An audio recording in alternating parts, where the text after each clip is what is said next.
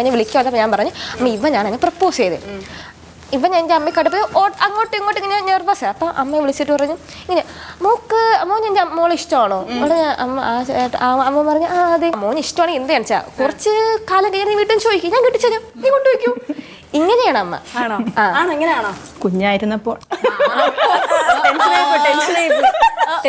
കുഞ്ഞായിരുന്നപ്പോഴാണ് അവളത് വളർന്നിട്ടും വിട്ടിട്ടില്ലായിരുന്നു. അമ്മ ആ മൈൻഡ് തന്നെ ആയിരിക്കുന്നതാണ് അവളുടെ മൈൻഡിൽ ഇപ്പോഴും ഇല്ല. എന്താ ആന്റിയുടെ മൈൻഡിൽ ആ ഒരു കോൺസെപ്റ്റ് എങ്ങനെയാ?